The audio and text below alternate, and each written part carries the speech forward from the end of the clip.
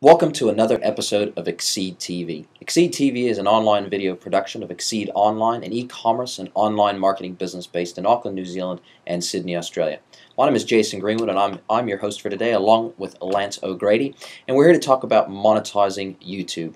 How can you make money, how can you spend money, and how can you repurpose YouTube content that you create or that you repurpose from someone else's video production, and how can we turn that into real cold hard cash for your business. So Lance, why don't you share with our visitors, our viewers today, some of the key statistics that have helped YouTube turn into the social media darling that it is today. Obviously there's a lot of other platforms out there such as Facebook and the new media darling Pinterest and all the others, but still in terms of interactive multimedia content, YouTube really is the king of the class. So why don't you give us some of the statistics that have made YouTube what they are today, and some of the ways in which we can start monetizing some of that YouTube content that we are creating and we are uploading. Absolutely. So, I mean, when you think about it, there is many people going to YouTube. They have over 4 billion views of videos per day and over 800 million unique views of their YouTube website a month. So you know, staggering numbers. Staggering numbers, sure. And I suppose it comes down to the question of, with all this traffic and all these people visiting the site, how can they make money? And they're doing it. They're doing a very good job of it. Currently, they're monetizing over 3 billion video views a week. So they're definitely making money, and there is people out there making money. So I guess the question is, how can you make money? And similarly, how can you spend money to enhance your video, either your video channel or your website? So there's many different advertising options on YouTube now. And this is relatively new. There used to only be one. You could either just do display advertising by putting a text-based ad on top of a video down the bottom, or you could put an image-based ad somewhere on the page. And this was all managed through AdWords, is that correct? So all managed through the Google AdWords interface? That is actually a relatively new feature. It used to be managed through a special YouTube kind of advertising platform, but because YouTube was bought out by Google, it was quite a few years ago now, but because of that and their renewed focus on trying to monetize advertising, they really put a focus by integrating it with the Google AdWords platform. So now you can manage all of these display ads and some of the other ad options I'm about to talk about through the Google AdWords platform, which makes it a lot easier for advertisers to just kind of add that into what they're already doing on YouTube or AdWords. Sounds like a beautiful option. It is. It certainly is. It's worked very well for many people. So, I mean, what they've done now is they've got the usual display ads. They haven't stopped. You can still put a small text-based ad or a graphic on the page, but now you're also able to do video-based ads, which you can either put one specific video. You can say, I want to run this video on someone else's page before their content, and that will obviously cost you money. Sure. But on the flip side, you can say, I want people to put videos before my ads, sure, which will obviously earn you money. And unlike the kind of one-size-fits-all option that used to be available, where you basically were forced to watch an ad, so you might be a man interested in DIY, for example, and then an ad about baby products would come on, which obviously isn't really going to interest you much. Now what YouTube have tried to do is they brought out the thing called True View, which allows you as a user to select one of 3 options. So you could say, well, there's 3 ads here. There's one for DIY, one for baby products, and I don't know, one for consumer electronics. And I'm interested in DIY, so I'm going to pick that ad and watch that ad. So in other words, if I'm going to be forced to watch an ad, at least let me watch an ad that I might remotely be interested in. Absolutely. Is that really the point? That's the point. So they're trying to kind of move away from forcing you to watch an ad and giving you a bit more choice. And like you say, although you might not want to watch an ad, that's the reality of the beast, I guess. Yes. But certainly you can either make money by allowing people to do this on your page, or you can spend money by kind of promoting your page or your videos on someone else's page. And the best part is now using tagging and other features, you can really target it in and make sure that you're targeting your video ads to the right kinds of people. Sure. And so demographic targeting, so your audience is much more segmented, and you're getting your advertising, much like AdWords does with its search ads, putting your content or your advertising, either one, directly within an audience that's likely to be interested in your content or your advertising to begin with. Absolutely, and that can be done not just by the usual types of demographic settings, age, location, but now because YouTube, when you upload videos, you're tagging them, sure, and you've also got page titles. You can use that and kind of into those bits of information and target videos to people who are looking at videos, for example, about Google Analytics. You can say this ads will work best if people are watching videos about Google Analytics. Sure. You can tag it, and then that ad will only display with videos that have that tag. Sure. So it's got a lot more specific. Yes. They also have an option available if you want to be less specific. Okay. And this will cost quite a lot of money because they're reach-based ads. So these are ads that you can put on the homepage of YouTube, for example, Sure.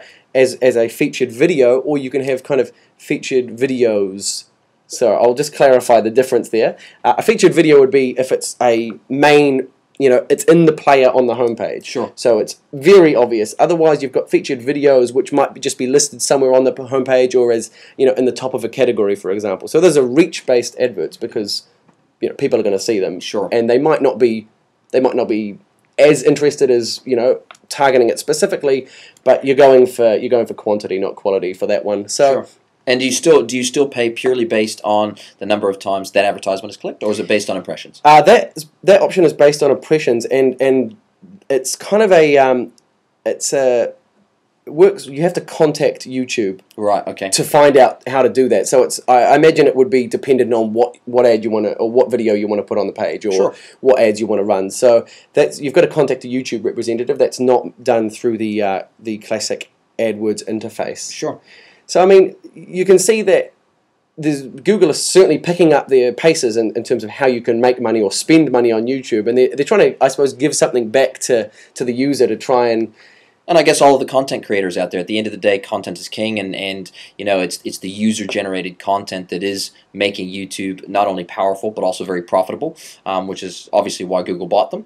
And so thereby, by being able to be more inclusive in the way that they monetize and reward people who are creating the content, that creates more of an incentive for more content to be creative, therefore building the platform as a whole and making it more of a lucrative advertising platform for all parties concerned, including YouTube and Google, which obviously that's a major priority of Google, to extract value out of YouTube.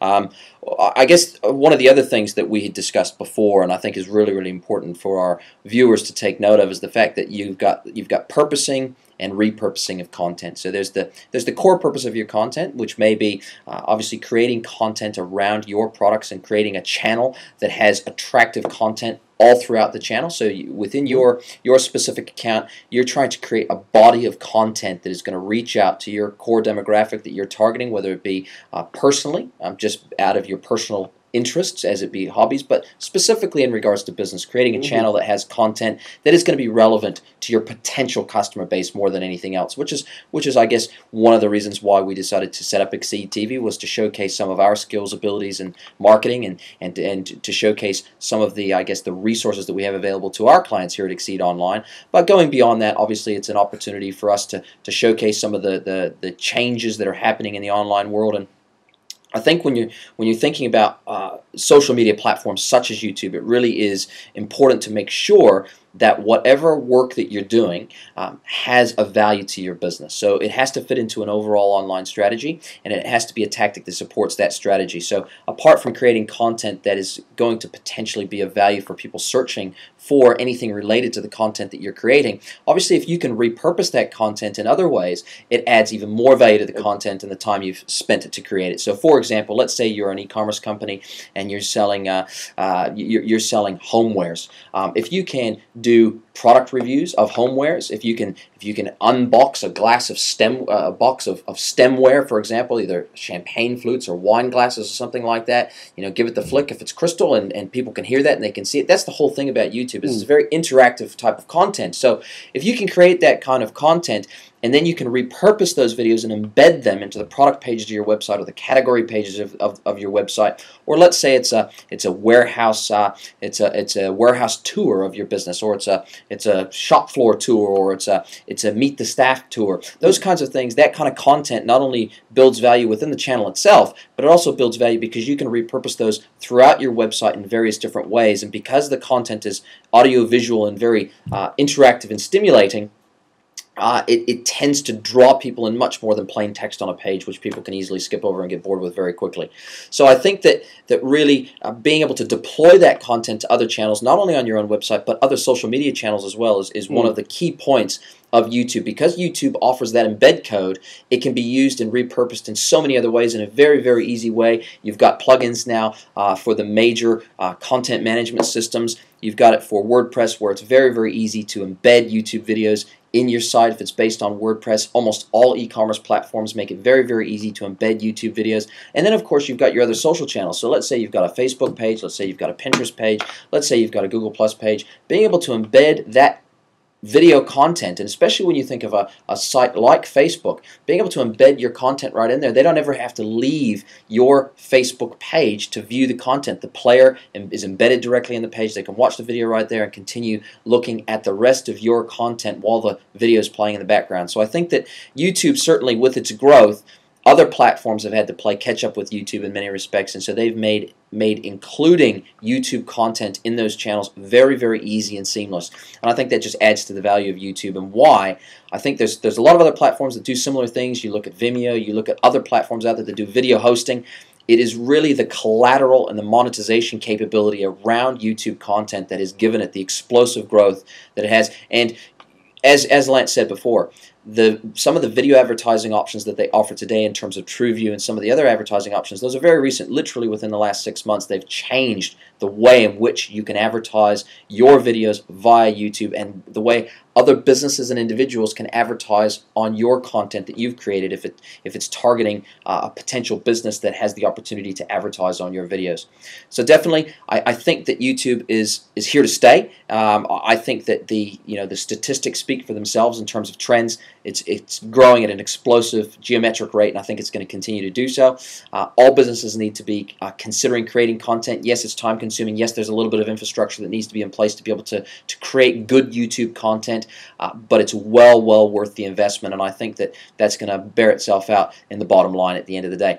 Now, just as a program note, we have created a social media white paper, how to navigate the social media sea change. We've created that. It's just about ready to go live on our website over the next week. You'll be able to go to the website. It's exceedonline.com.au. You'll be able to sign up and receive that white paper for free. It'll be emailed as a PDF directly to your inbox, and it goes into great detail. It's about 12 pages, I believe, with some really hardcore statistics and how social media and the various platforms involved in social media can integrate very, very neatly and tightly into your overall online strategy.